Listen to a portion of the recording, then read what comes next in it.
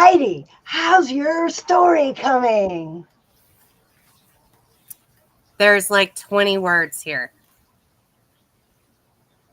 Oh, that's 20 words. It's beautiful. You have 20 words to get started with. Let's brainstorm. All right, because I'm kind of wondering, what do I write about? Well, How tell you me. doing this week, Francine? I'm absolutely fantastic. My chapter has been sent to the editor next week, live right here. We are going to be editing my chapter right here on the live stream. I can't wait. I'm I'm ready to see how intense this is. Something tells me that I'm going to be the next one for the editing live, so we'll see how that goes. At I least wish I I don't have to had a go little first. birdie to squawk. Birdie speaking, birdie speaking. Oh, okay, Francine. So So let's I do love brainstorming. I think today is going to be a lot of fun, and I really do think that you're going to get me unstuck from this one little page that I have today. yes, we are going to get some I'm words good out of about this. All right. it. So let's start with what do you want to start the story with that's going to hook that audience and make them want to read the rest of it? Okay. So I'm going to start my story in the shower of the jail locker room. Ooh, I could just picture, because I imagine a jail locker room might be a lot like the boot camp locker room. Well, I've never been to boot camp, but I really didn't like gym class, and that's why I didn't go to boot camp. But, unfortunately, I still found myself in one of those, those places. Situations. But that's where rich stories come. And we are going to get that story out of you so you can inspire other people. So tell me, I imagine you being the singer that you'll be singing in the shower. Oh, you bet. Because I thought maybe I could, I could annoy people. So I was Well, alone in this locker room shower. So I just mournfully sang the same song every day I came back from work. The same song over and over and over again until my 20-minute shower was up or whatever. And I did that for 3 weeks. can you give us a sample of, because you're not going to put the whole song there, right? You're just going to. Can you give us a sample of which part of the song you want to share in your story? So I haven't even decided which I want to use yet because the chorus is very powerful, and the verse is kind of just telling the story, and the song is broken. The song was written by Seether, but Amy Lee from Evanescence came and sang on this song. And so the first verse really kind of, it really kind of captured how I was feeling in that time because I was married and we were both in that same jail and we weren't allowed to talk to each other. And so the first verse of this song goes, I wanted you to know that I love the way you laugh. I wanna hold you high and steal your pain away. I keep your photograph I know it serves me well. I wanna hold you high and steal your pain. Ooh, that just brought a little tear to my eye. That's beautiful. I think that is a powerful paragraph to put in your opening, but you're going to need to tell your audience where you are and why you feel this pain. So, So I was thinking about some of the stuff you talked about earlier about like painting the scene and what things feel like. So this is the part where I kind of feel like maybe I'm overthinking it, but I've just got this like magical vision of explaining the tiles were cold on my feet. yes, The water was still hot as it fell around me. yes, And my tears blended in with the water. yes, Like that, yes, yeah? yes. And I sang, and then I could put that part in there. And, you know, often as I was singing the song, I would stop because I would be crying. And so I feel like that also opens up the opportunity to be like, how did I get here? Exactly, because I was just going to say that should be the next. Tell your audience how you got there. Okay, wait, I gotta write some things down. You'll get the recording. Imagery. Oh yeah, that's right. I'm gonna get the recording. Okay, so yes, then I was going to explain how I got there. So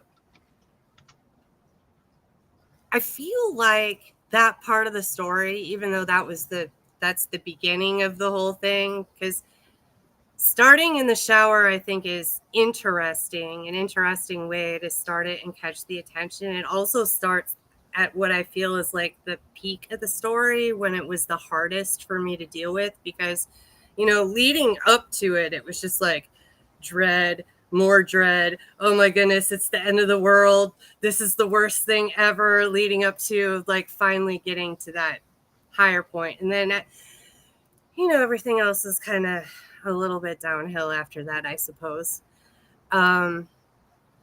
That is until after I got out of the legal system. Then it was all back uphill again. Right. But So here's my question for you at this point. You're starting okay. somewhere toward the middle of your huge story. Because I don't really want to tell the whole story, because the rest, it's what happened after that Exactly. has the So impact. in 12 to 1500 words, 500 words are devoted to how you got there. And then what the audience really wants to know is how did you get out of it? So you have about 500 words to describe the shower scene and how you got there. How many sentences is 100 words? Depends on how long the sentences are.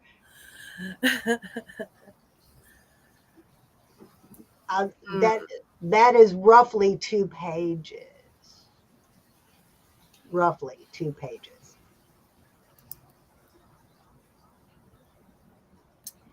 But when we take it from this one chapter of the anthology book, when you go to write your memoir, that could be 2 chapters. The shower scene could be a whole chapter, and then how you got there will be a whole chapter. And then when you realized when you got out of the legal system, things had to change, and how you made that happen. That's the turning point, which would be a whole nother chapter. And I feel like, the word feel came out with that. I feel like I need to dedicate a good section to how I felt before the rebuilding started. Like what was my bottom? Yes. You know what I'm talking? Yeah. Isn't the shower your bottom?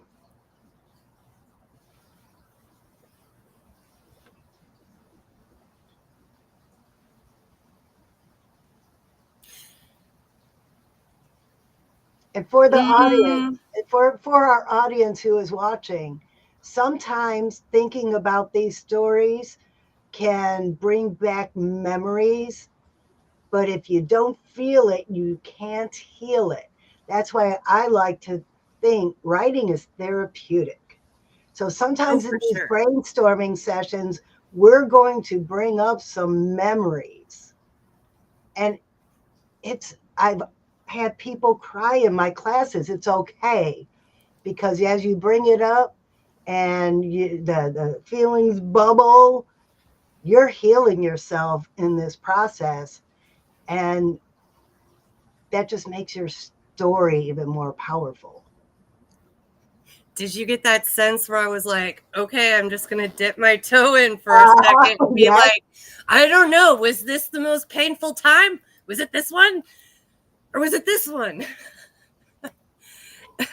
And you're the only one who can measure that. Exactly.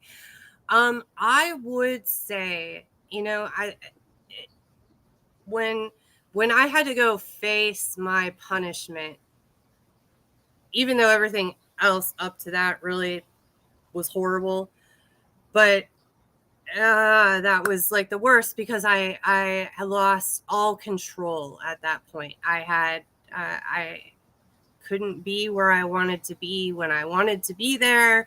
I couldn't eat what I wanted to eat. I couldn't be alone. I lost everything that I had. My little bunny and my birds were with my friends, and I miss them so badly. So yeah, when I think about it, I really realized that I have kind of put a bubble around that time so that it doesn't, like when I look back at it, it doesn't seem like it's so terrible. But then that was just a temporary period of time, like, you know, when something bad happens and then it passes. But rebuilding out of that required doing things differently than how I had done them before. So I had to build new habits, and that consistency is a different kind of struggle than when you're I don't want to say like I was a victim, but that's kind of like how you feel, like you're trapped, you have no control, you have no choice, to now you have choice. And that's almost sometimes just as scary as not having any choice at all. Ooh, I like where you're going with this. So Yeah. the shower scene, you've lost all control and power over yourself. Mm-hmm. And then that was a terrible moment of my life. Mm-hmm. However, when I got released from the system and regained my control and realized I had to make changes. Mm-hmm. But was that rock bottom?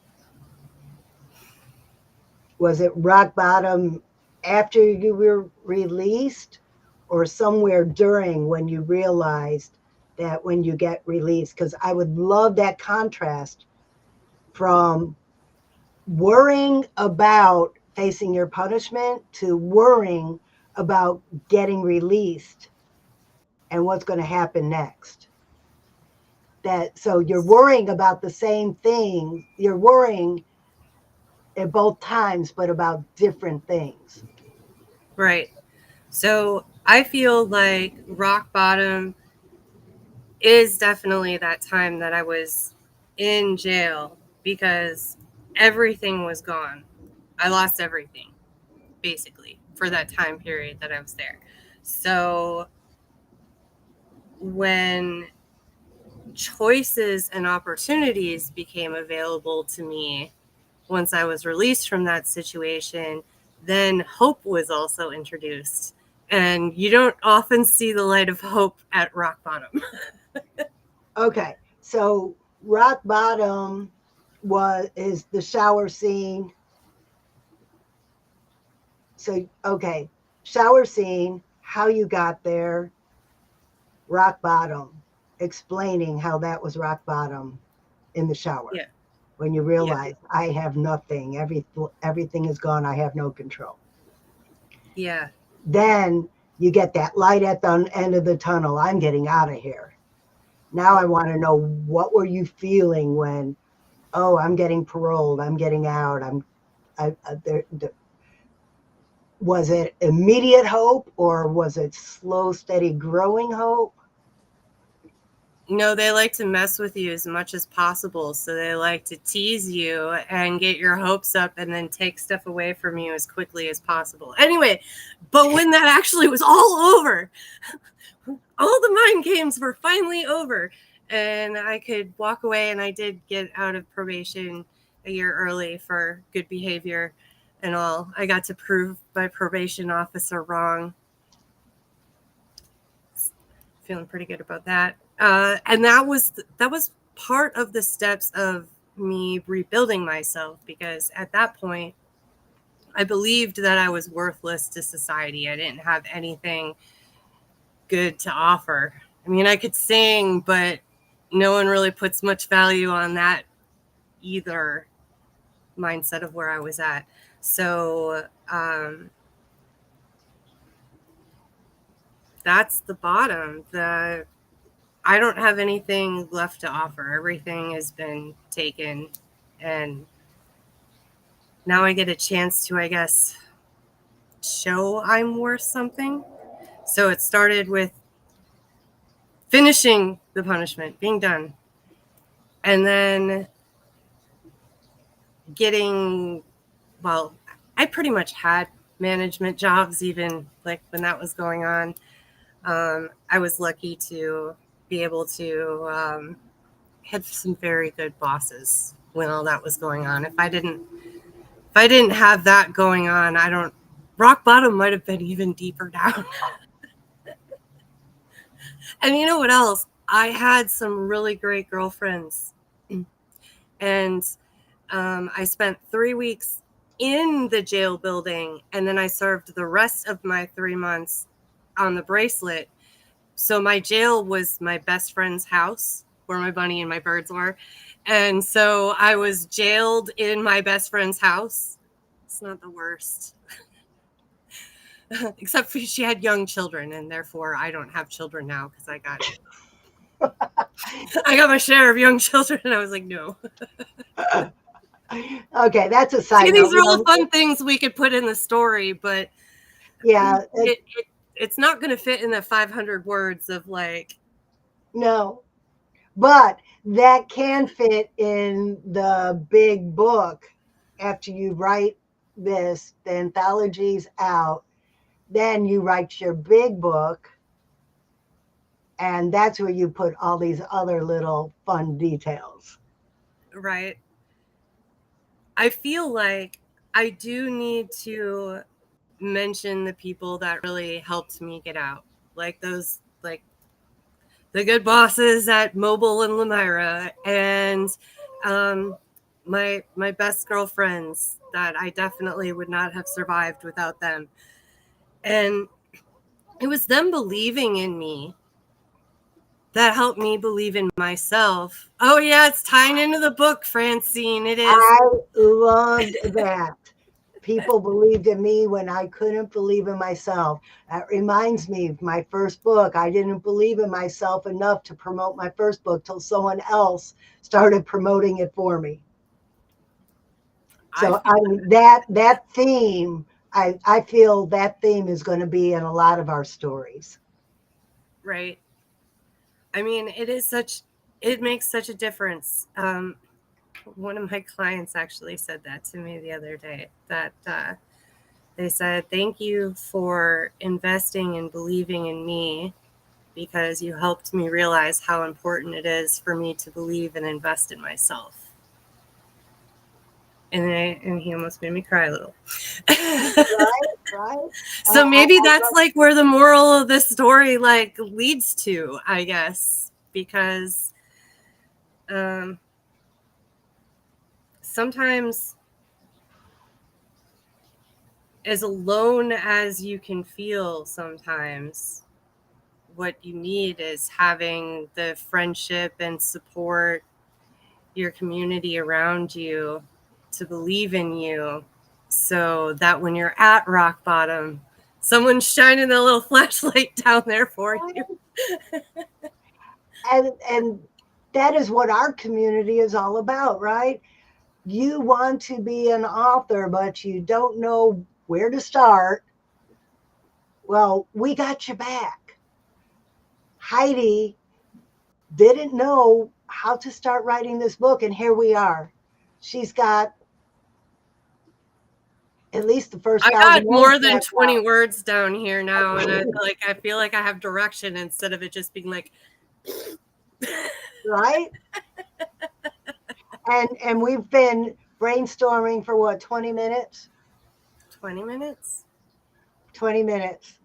So this is a great example of, my mind likes to blow these things way out of proportion, spend too much time, overthink it. This is another example of how when you get a friend to help you out, this stuff can just go so much faster. Right? And I'm only one person. Imagine we had 5 other people in the room with us, all giving feedback and asking questions. Yeah. And that is what I'd like to talk about now. Tuesday morning at 10 a.m., we are going to have a brainstorm session on Zoom, just like we're doing here. So if you're available, if you have a story just waiting to come out of you, but you just need that little bit of direction, that little bit of guidance, come and join us. Let's put the link in the chat. All right. And while you are doing that, I'm going to talk about my Black Friday special because it expires tomorrow. And it's pretty awesome because, Francine, you were talking earlier about how sometimes some of these stories, they can be really painful and it brings up a lot of negative emotions. And sometimes those negative emotions, they might have served you in the past and helped you through certain situations, but a lot of times they're preventing you from reaching the performance levels or the wellness levels or even relationship goals that you're reaching for. And so that's what this root cause challenge is all about. Instead of solving all of the surface problems, we're going to get to what might be the root of the issue. And in 8 weeks, it's just incredible how just working on one habit that you can do while you're doing other stuff, while you're washing dishes, while you're going to the bathroom, while you're taking a walk, while you're laying in bed and getting ready to go to sleep at night. You can do this habit while you're doing everything else, so you don't really have to worry about adding too much extra time in your schedule to get your performance levels up. And while I find that link, Francine, why don't you talk about your Black Friday special? My Black Friday special is the Sparkle Feathers Camp Confidence book bundle. I want to say galore because there's some special stuff that comes with it. The 2-book series so far is The Magic Library and Let Your Sparkle Shine. And along with that, you will get a 14-sheet special package of activities, coloring pages that bring the characters to life. The other part of the bundle are just confidence builders. What do you see when you look in the mirror? What's your superpower that you see when you look in the mirror? There is a word search puzzle on who you could ask for help when you need help. This is for grades 3 through 5, but if you have an advanced second grader or a sixth grader who really just needs a boost of confidence, it's perfect for them too. Limited time offer because it's only while supplies last. So if you want some more information, just ask and I will give you the link. Or if you're in the Jacksonville and surrounding area, save postage and let's meet up somewhere. And I mean, if you really, really wanted to leak this little project that we're working on, and I said no, but I'm at least going to tell them what we're doing. Right. I guess we should tell them what's so special about this, right? Well, you have a very special event that you are planning with this book release that you have coming up, right? Correct. And to make it extra, extra special, you're like, it needs a song. That is, and I'm so excited about shake your tail. Jump, jump, shake your tail. Jump, jump, shake your tail. She is singing it all right. So, Sean, I'm going to say his last name wrong. I can't remember his last name. I can. I'm just afraid I'm going to pronounce it wrong. I'm so sorry, Sean. The Sean. The Sean who was on our show a couple weeks ago. Anyway, he and I are working on the theme song for Francine's book, and it has been a lot of fun. I didn't think it was going to be so much fun to write a kid's song, but maybe this is how it all starts. Just like you started as a children's book author. Right? Like I told you, you are now the official songwriters of Sparkle Feathers. This is how collaboration happens. You'll never, ever, ever believe where a collaboration could drag you. Especially when you hang around with a bunch of creatives. Because, I mean, man, you just get a good brainstorming session going and you never know. You never know where you might end up. It all started because I asked Heidi, do you know anyone who could write a kid's song? Mm-hmm. I sure do. Yeah. And if you ever thought about joining a community of creatives, this is the one. Number one, by writing a chapter in the anthology book, Believe You Can, you will be inspiring other people. You will also get a spotlight on you. Like maybe the way Heidi just had a spotlight on her brainstorming her story. Or if you are a business owner, joining our community is like having a group of cheerleaders holding you up, pushing you in another direction. And you know what? You might be terrified at the thought that someone is going to shine a spotlight on you. Francine was talking about that earlier. And if that's the case for you, let other people bring you up, shine the spotlight a little bit on you, and talk for you. If that's difficult for you, we can help you get that message out there. Promote yourself, promote your story.